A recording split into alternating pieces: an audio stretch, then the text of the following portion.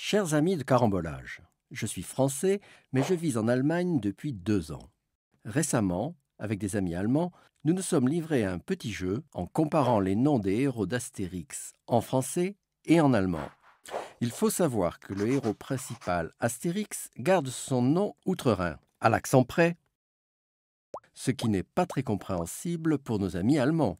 Ils ne savent pas qu'Astérix vient d'astérisque, le signe typographique en forme de petite étoile qui renvoie à une note en bas de page.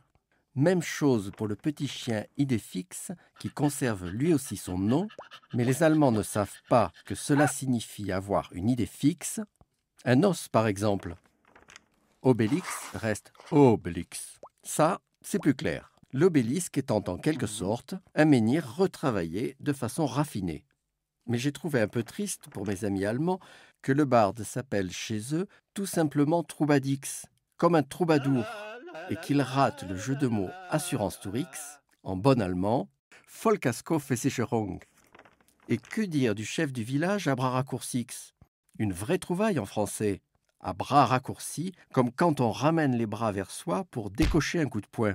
Le chef aimait certainement la castagne du temps de sa jeunesse.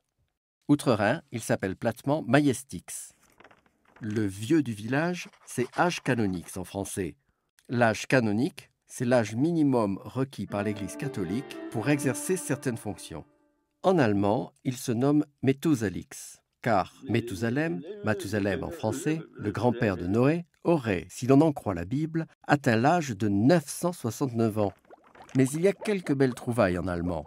Le druide 76, qui fabrique la potion antidouleur, devient ainsi Spurnix et Spurnix. Je ne sens rien. Chloridric, le traducteur des Goths, se transforme en Holperik, de Holprig, hésitant, ce qui en dit long sur ses compétences. Bref, on pourrait continuer comme ça. Mais ce qui m'a le plus surpris, ce n'est pas ça. C'est que les Allemands ne comprennent pas quand je parle de Tintin et Milou. Imaginez un peu.